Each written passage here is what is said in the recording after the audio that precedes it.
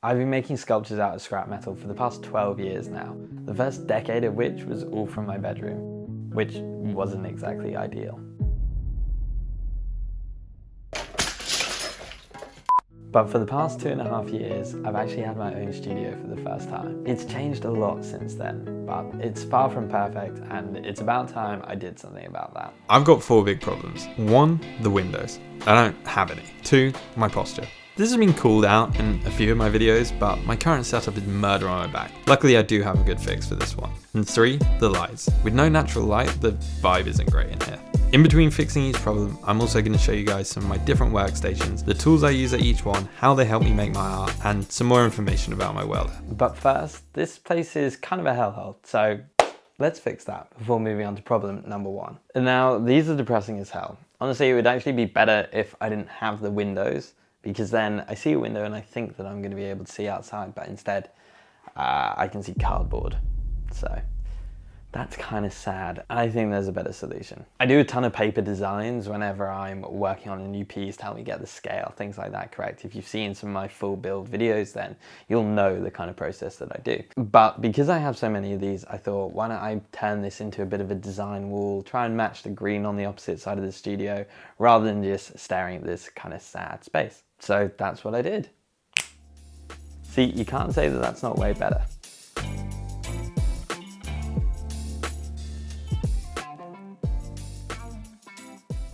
Okay, I'm gonna be honest, some of you might be looking at this little bit at the top and thinking, you've got this wrong, Zach, the pieces of paper are too small. To that I would say, it's actually the perfect size and they didn't do any big bits. And maybe I'll get around to that another time, but for now, this is pretty good. I'm quite a big fan of this. I'm looking forward to filling some more of this up. That one at the end is kind of a cop-out, if I'm honest, because I didn't have enough designs to actually go there, but the more things we build, the more designs we'll have, and the fuller this will get.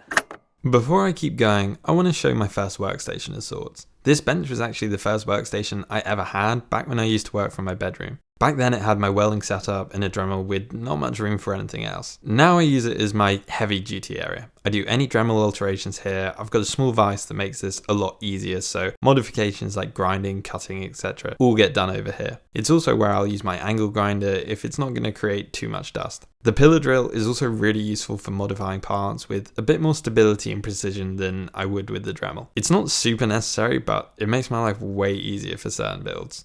But now, I think it's time that we start on problem number 2.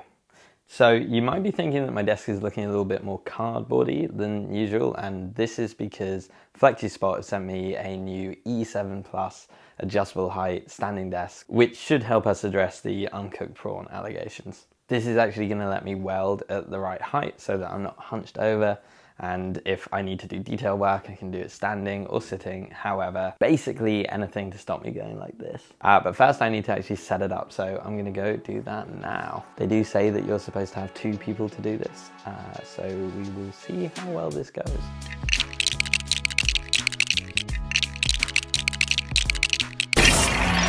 And we're done. Well, I need to turn it over, which is the bit you're supposed to have 2 people for. So we will see how this goes.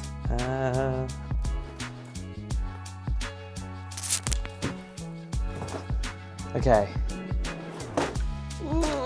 Okay, that's half the battle. Oh, my back. Oh, this is really not good quality footage. I should not be showing you guys this. No, that's a standing desk. That's pretty good, right? I mean, there's not really any reason I would need to do this, but this thing goes pretty high. I think it's about time we get this set back up as a welding station so that I can show you guys it properly. So I'm gonna hop off and then we're gonna do that. All right, this is my stop.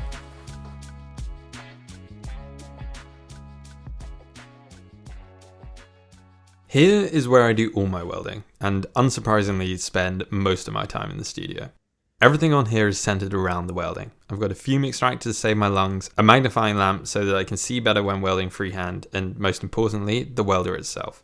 I use a micro pulse arc welder, typically used for jewelry welding. I can control it through this interface, adjusting the power as I need. This can produce tiny welds, which lets me work with small, intricate parts without completely frying them. Before I had my welder, I used to use superglue to join everything, but this lets me make way stronger and more complex pieces. This is an adjustable microscope arm that lets me see exactly what I'm doing and make sure the tiny welds are where I need them to be. It's also the reason for the shrimp posture. Before FlexiSpot helped me out, the height of my desk meant that to see through the microscope, I had to bend like this, which was absolute murder on my back and made welding really exhausting, especially when I'd be doing it for hours at a time. Oh. Yeah, this is no good on the back if I'm totally honest. But now with the E7 Plus, I can adjust it to the perfect height and weld for way longer pain-free. It's also got a ton of great features that make it really handy.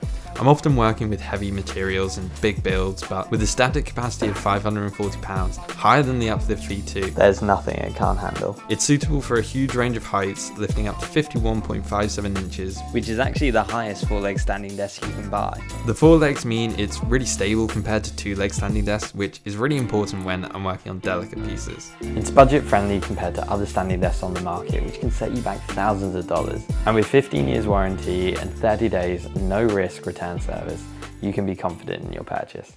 Now, while the desk might be saving my posture, apparently that's not the only time it's bad. I mean, just look at this guy. The stools and chair I have in the studio are all things I've found on the street, and they're not exactly the most comfortable things in the world, and with no adjustability, get really uncomfortable when I'm editing. When I told FlexiSpot this, they sent me their C7 Air. It's completely adjustable with deep seat depth, height, 3D head and armrest. You can fine tune it to fit you perfectly. And for when I'm having my usual long days in the studio, it's so comfortable to relax in when taking a break. The built-in lumbar support means I don't need an extra pillow, and it can recline 128 degrees with a pull-out footrest that makes it arguably dangerously comfortable. This beats my old setup pretty significantly.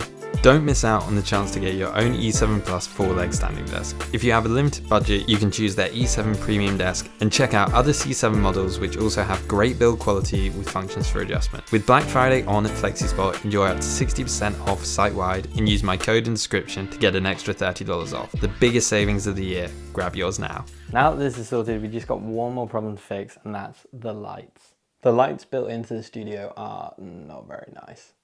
When I first moved in, I set up these, which make a really big difference, but I didn't really plan for this entire section of the studio. That makes it really nice over here in this half of the studio, but less so when you get over here. But I've got a pretty good idea how to make it a lot nicer. First, we got to extend these. I bought a set that should chain together, but they didn't actually fit. They weren't compatible, so that's annoying, but I chopped it up and managed to sort of jerry-rig a way for it to work. So let's see. This is actually going to be really helpful.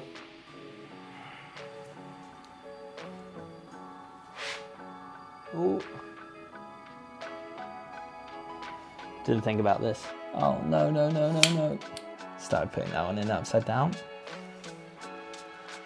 I only brought one up, that's so dumb.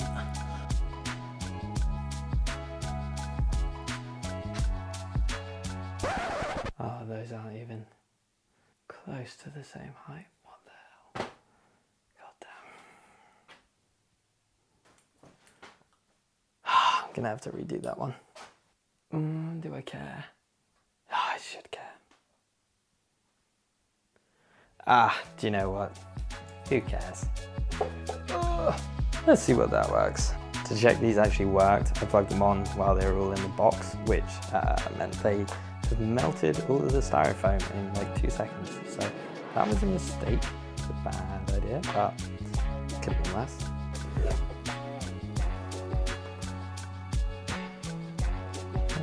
Still crashing. I'm going to figure out a better solution to that eventually.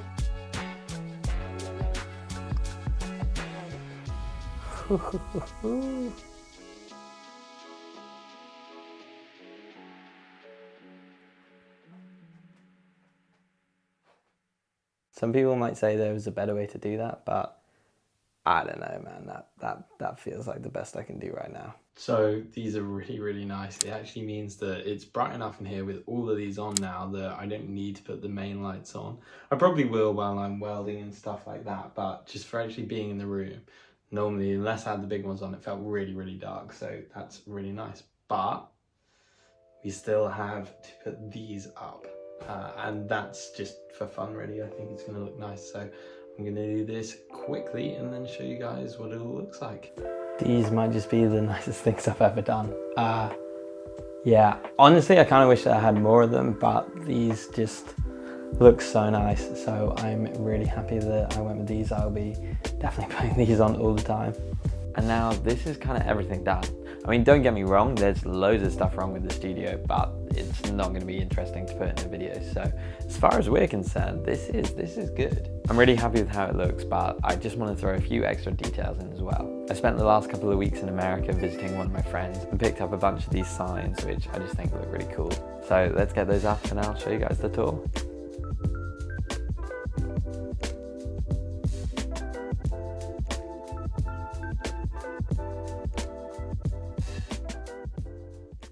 Now, before we finish the tour, it's time for my final workstation. Now, this workbench has genuinely been life-changing. It was the first bit of furniture I bought when moving into the studio, and the extra space it gives me is unbelievably useful. Going from my one tiny bench in my bedroom to this was a huge step up, and it's allowed me to work on much larger projects like the Chameleon or the Butterfly series. I use it as more of a thinking area, doing designs, selecting parts before moving to my other workstations for specific execution. I also use it for disassembly when breaking down devices for parts and organising my ever-growing collection of junk.